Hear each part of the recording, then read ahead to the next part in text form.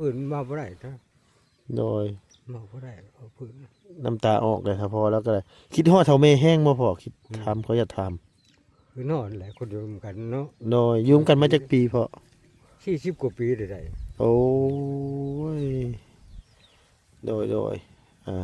ไปจังนั้นเราแล้วก็บ้านแล้วน้ำตาไหลโดยโดยนี่แหละพี่น้องเอ้ยเนาะคนเฮาผู้เฒ่าผู้แก่เพิ่นบอกสอนเวลาอยู่น้ำกันให้ฮักแพงกันนะพ่อเนาะเวลาลมหายตายจากไปก็คิดเห็นความดีกันพี่น้องเอ้ยมันก็เนี่ยเคยบ่พ่อแบบเคยบ่แบบว่ามีมือคิดฮอดๆให้แห้งเนี่ยนอนบ่หลับเคยบ่พ่อก็เคยอยู่บางช่วงคือเคยอยู่ได้เกิดอยู่ได้เคยคิดจากแบบว่าโอ้ยถ้านอนหลับไปแล้วถ้าบ่ตื่นมาถ้าไปพ่อเฒ่าแม่เราอยู่พุ่นนี่คือสิดีใจเคยบ่พ่อบ่ทันได้โหดพันเห็นเสือได้ยังบ่เคยผ่านเห็นจักเทื่อพันเสือมันคือไปได้เสือบ่เคยพ่อเลยในความฝันก็บ่เคยเจอเลยบ่เคยตัวบ่เคยพันบ่ได้ไม่ได้ขึ้นไปซื้อนี่แหละมันบ่ได้โดย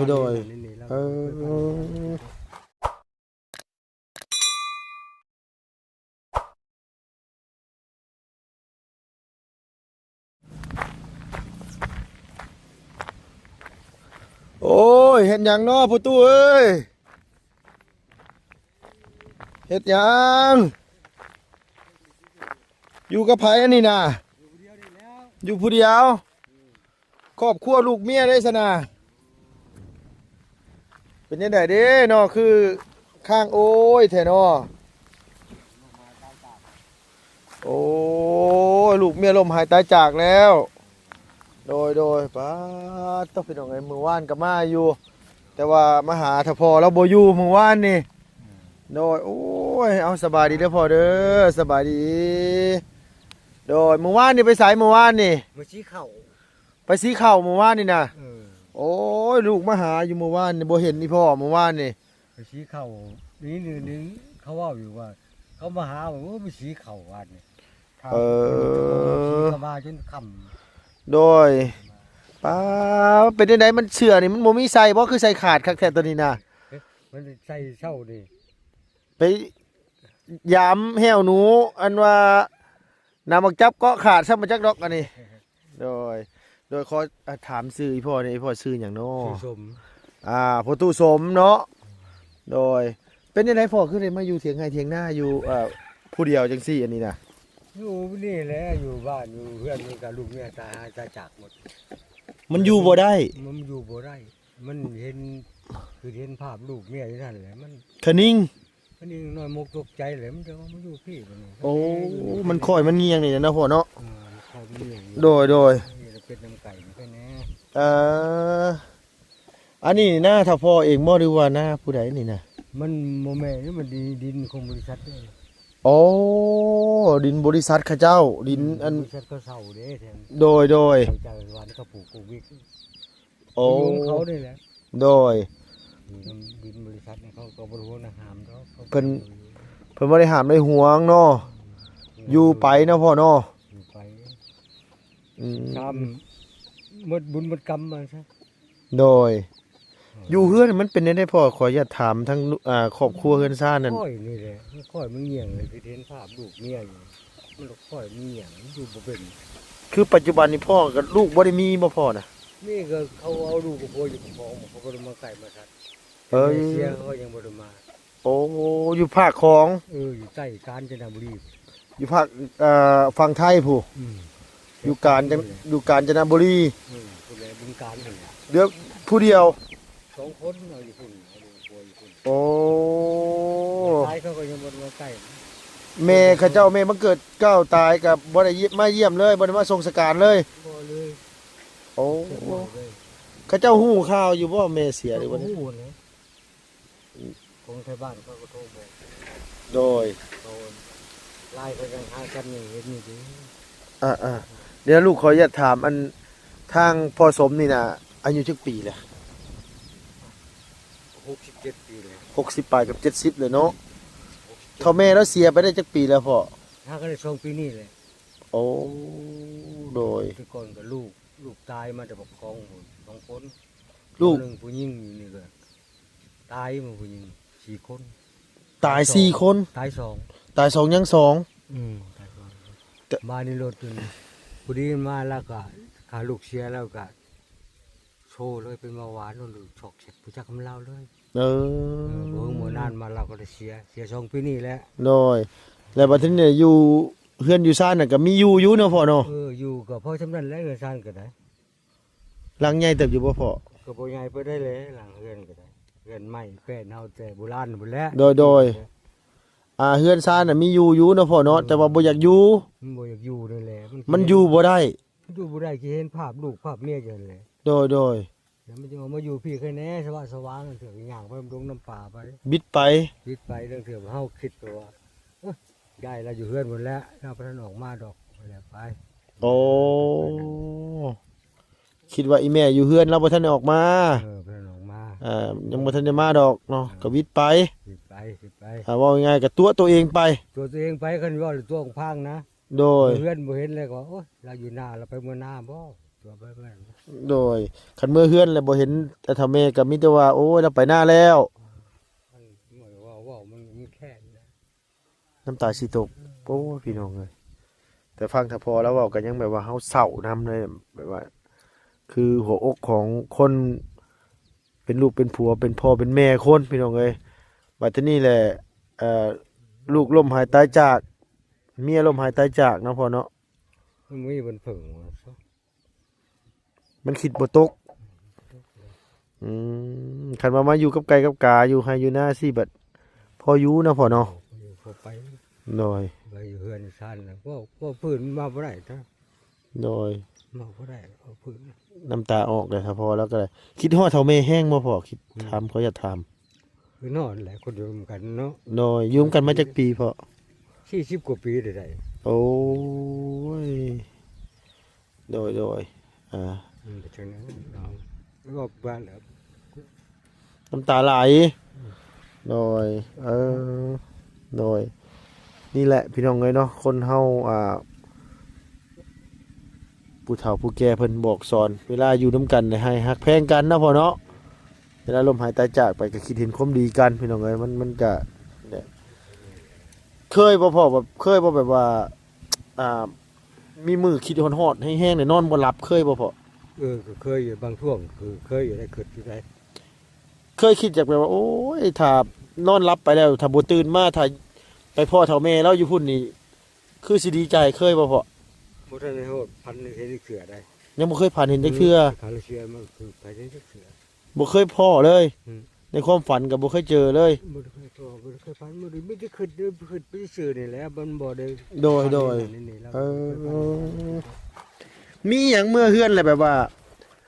พ่อเห็นแบบว่าเห็นปุ๊บเลยคิดฮอดเฒ่าแม่แล้วเลยมีหยังพ่อแบบว่า นี่รูปเป็นที่เบิ่แล้วคงในถ่ายเพียงกันอยู่นั่นเนาะ โอ้ว่าง่ายว่าคือเฮาได้ถ่ายรูปเก็บไว้ เอาเข้าไปก็ได้คือเห็นเนี่ยบาด โดย เคยเห็นเฒ่าแม่แล้วแบบ ปั้นหูบตำผายอยู่บ่พ่อ เคยเห็นเนี่ยคงไปมันกันตลอดเนาะ โอ้ เอากันหัวบ่าวแม่สาวโดย สิได้มัน บัดที่นี่นะสิ่งของที่เราเคยเฮ็ดเคยจับนี่เฮาเห็นแหละมันคิดฮอดนะพ่อเนาะ คิดฮอด อืม คิดฮอดเสื้อผ้าหน้าแพ้เล่าหั่นแหละคงบ่ได้เอาไปถิ่มหมดแล้ว โดยก็คือทำไมแล้วหาจะจากไปใน2 ปี 2 ปีครับ2 ปี มองง่ายๆก็ยังยังทำใจบ่ได้ว่าซั่นซะ โดย แต่ว่ามาหาอยู่นำมานี่ โดยแรกคือแบบว่า คือถ้าพอมาอยู่ผู้เดียวสินี่คือคิดจะหาคนมาอยู่น้ำอีกมีบ่ บ่คิด บ่เคยคิดเลยตัวนี้เนาะ บ่เคยคิดเลย ยัง หมู่หลายคนหมู่ก็บอกอยู่ว่าหาลูกกับเมียเนี่ยมันบ่คิดแหละ โดย โตบ่เฒ่าแหละน้อง60สิเขา70แล้ว โดยจักสิเอามาให้หยังนะพ่อเนาะ เอามาว่าสิเป็นภาระเพิ่นภาระโตเพิ่นบอกนะ โดย สู่ชีวิตเป็นซ้ำตายแล้ว อืม ตายก็ให้ใช้บ้านเมืองลาไปถิ่ม โดยคืออันว่าลูกขออย่าตถามเนี่ยทั้งลูกสาวนะนั้นยังเหลืออยู่2 คนอยู่ฝั่งไทยเบิดเลย เมืองไทยมาเลย ตั้งแต่แม่เสียนี่เขาเจ้าเคยมาเยี่ยมพ่ออยู่บ่ บ่ได้มาเถื่อ บ่เคยมาจักเทื่อเลย บ่ได้มา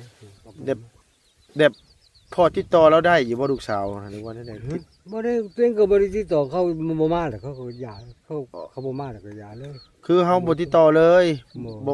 บ่ร่มเลยเนาะ บ่ล่มเลย แต่มีเบอร์โทรเขาเจ้าอยู่บ่พ่อ หือ บ่มีเลยเออ คือว่าแม่เสียแล้วทางบ้านก็โทรบ้านแล้วเขาก็มาบอกเขายังบ่มาแล้วคือก็ตัดสินใจเลย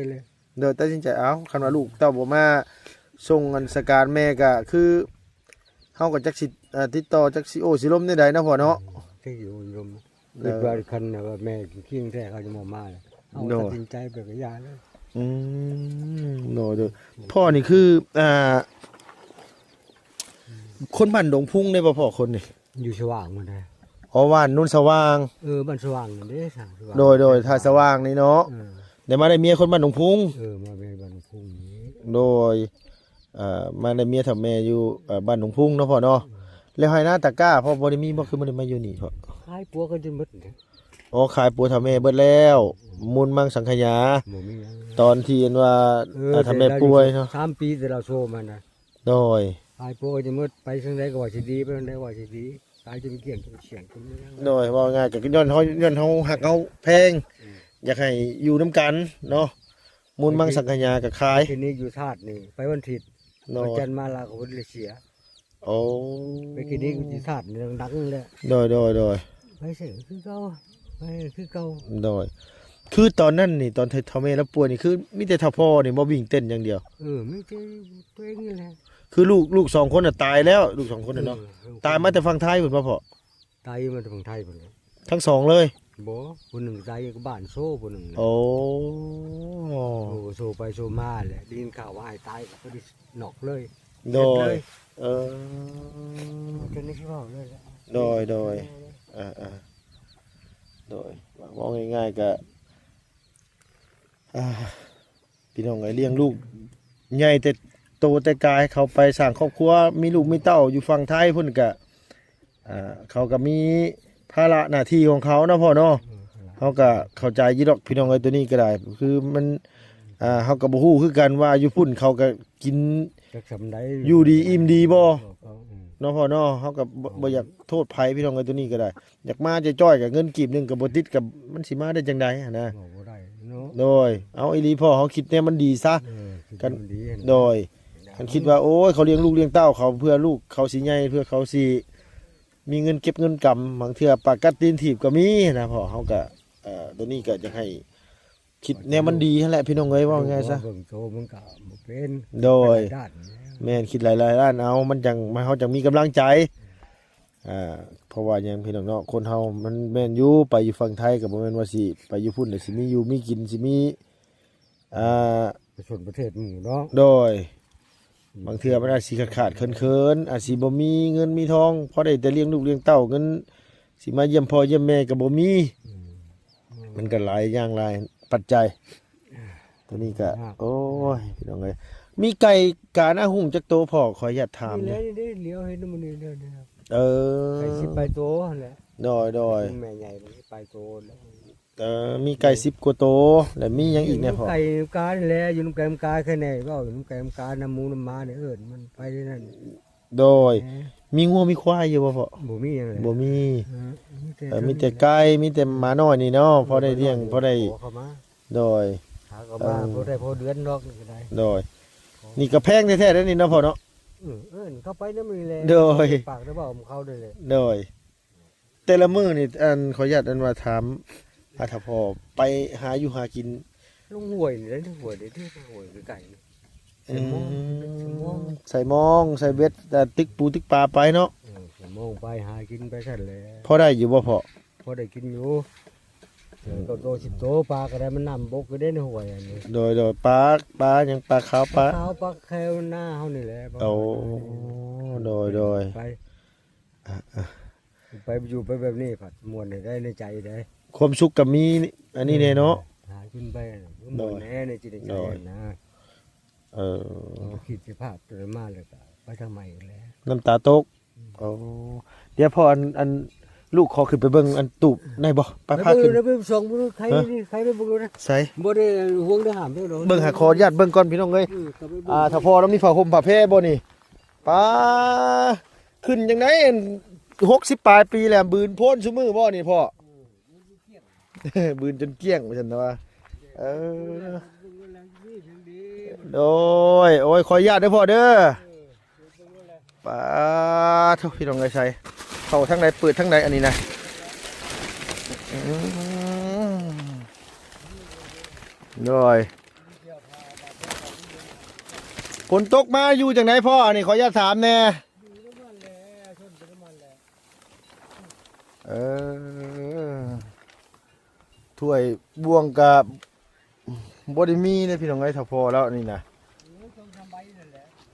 เออโดยซ้ำที่เห็นนี่ผ้าห่มผ้าแพร่มีซ้ำนี่นะพ่อเนาะโอ้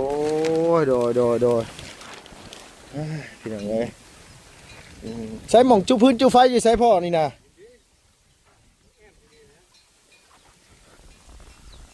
โอ้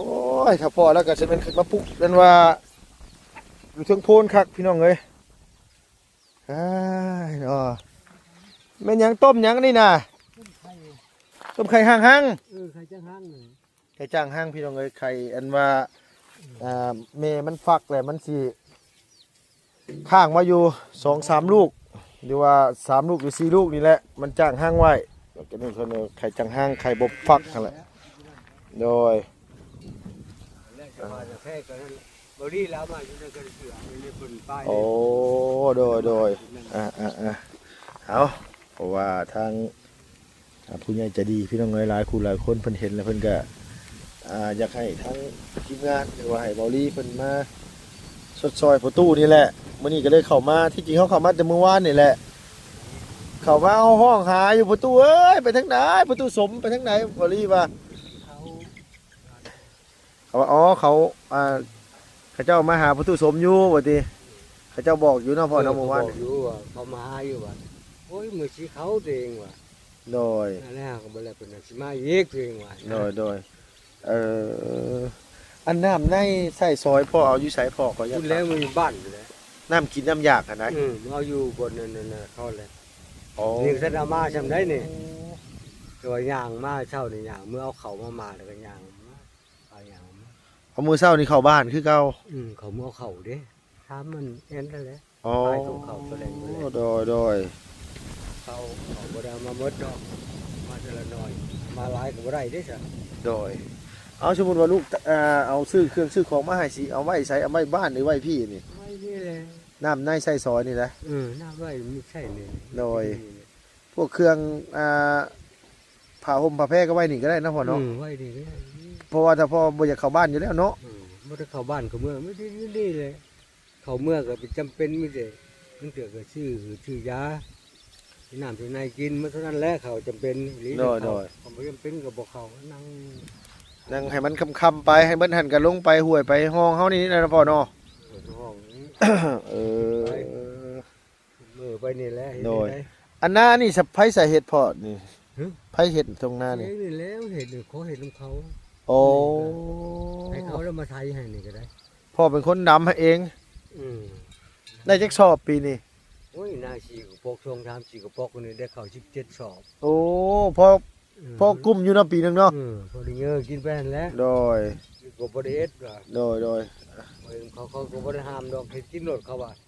บ่ได้ประวางบริษัทเขาน่ะบ่ได้ประวางเฮ็ดกินรถเขาว่า โดย เฮาก็บ่รู้ได้ห้ามดอกเขาว่า อืม ผู้น่ะแปลงน่ะปางเขานั่นนะ โดย เฮ็ดกินไปบ้านเฮ็ดกินไปให้เขามาไทยให้ โดยก็ง่ายๆก็คือพอได้เผาให้เผาหน้าอยู่นี่เนาะพ่อเนาะ บ่ได้ ย่ำฝนนี่น้ำเต็มบ่พ่อน้องนี่พ่อเต็มบ่ บ่เต็มเด้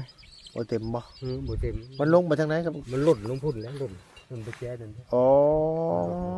หล่นห้วยพุ่นแล้วหล่น โดยเข้าปลาอ้อยพุ่นเนาะ เอออันลูกขอจะถามเส้นทางอันว่าอันลงไปนี่มันลัดไปใช่พ่อนี่นะ โรงงานน้ำตาลดูได้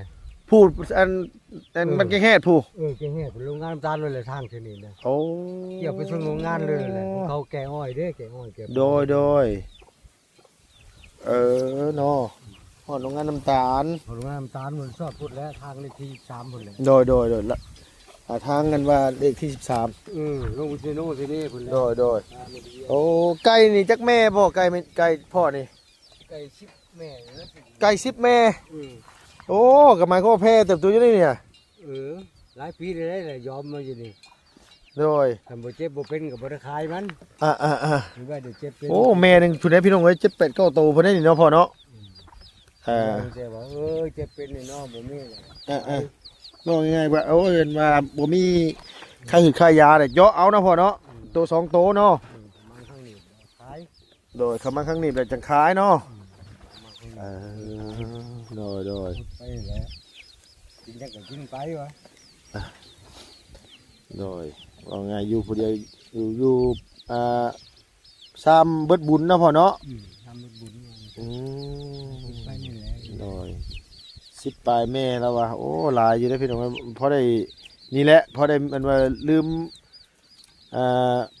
เฒ่าแม่แล้วที่ผู้เพิ่นล้มหายตายจากพอได้เว้าน้ำไก่น้ำกาไป ห้องไปได้มื้อนี้แหละ โดยห้องไปเลย ห้ำเอามาแต่ใช้พ่อเกลือ บ้านมัน ซื้อเอาบ่ มันคือซื้อเอา โอ้โดย เป็นน้ำให้มึงยายแล้วยอมชื่อตัวละ10,000มันกินแล้วไปชี้เข่าแน่ โดย ทำเลยแหละ โดยเอามีแต่ว่านี่แหละพี่น้องเอ้ยเนาะลุงก็เข้ามาเป็นเธอแรกเฮาซื้อเฮิมนะพ่อเด้อโดยนี่แหละเป็นลุงของเบาลี่นี่แหละมาน้ำกันมื้อนี้น่ะซื้อแนวอยากแนวกินซื้อเครื่องหลายอย่างหลายแนวอยู่มาให้ท่าพ่อมื้อนี้อยู่ในรถพุ่นแหละมีแต่ว่าจังหน่อยเบาลี่เพิ่นเข้ามาเลยครับสิไปไว้ใส่แล้วพี่น้องเอ้ยไว้เทิงเถียงกันกับบ่มีไผรักแล้วว่าเนาะพ่อเนาะ โอ้ยจะไปรักของบริสุทธิ์นี้ไปใครนะไปเอาตัวนี้ ว่าไงพ่อก็อยู่นี่ตลอดนี่เนาะไปสิมาเอานะพ่อเนาะ เขาไม่โดนคนนั้นพวกศาสนาเนี่ยเขาพอนั่น โดยว่าไงเขาบ่ค่อยรักบ่ค่อยนี่ดอกเนาะ เขารักเขาเล่นก็ต้อง โดยว่าไงว่ามีความเข่งครัดในศาสนาพี่น้องเอ้ย มันติดมันนี่เขาจะไปใช่ โอ้อยู่โหวตผู้ใดเนาะพ่อเนาะ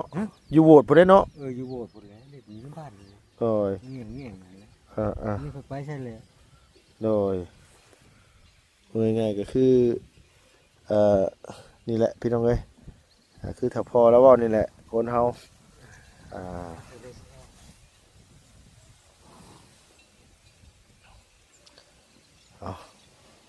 สู้ๆเด้อเฉพาะเด้อ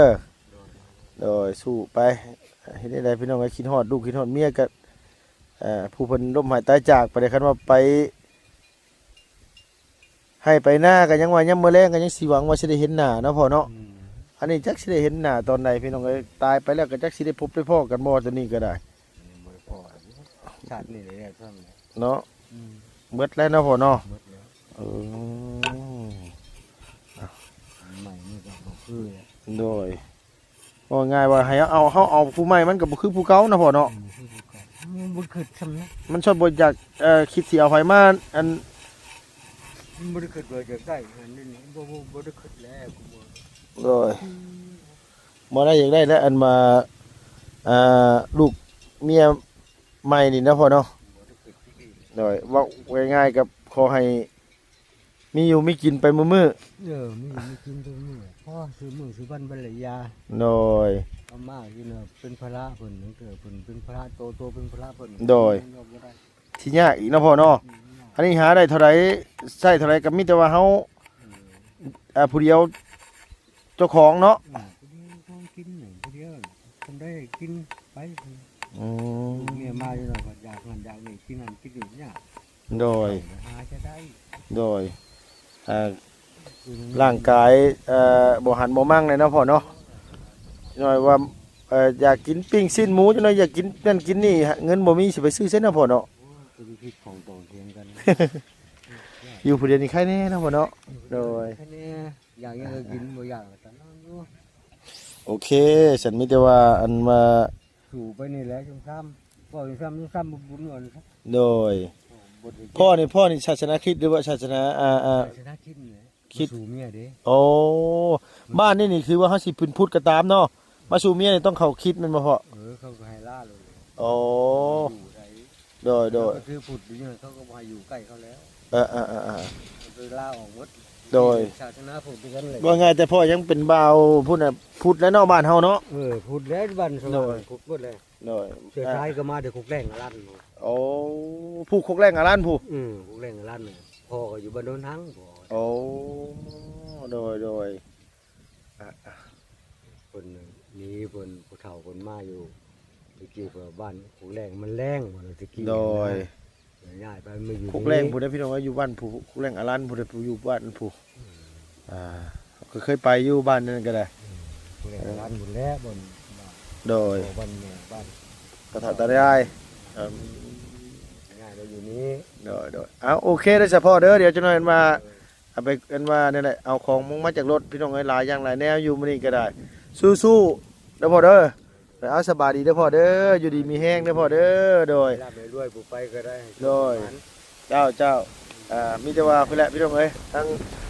ลุงสิไปอันคนของมาให้ทั้งอันพอตู้สมเนาะพี่เนาะอยู่ผู้เดียวแล้วก็ได้โอ้ยเว้าถึง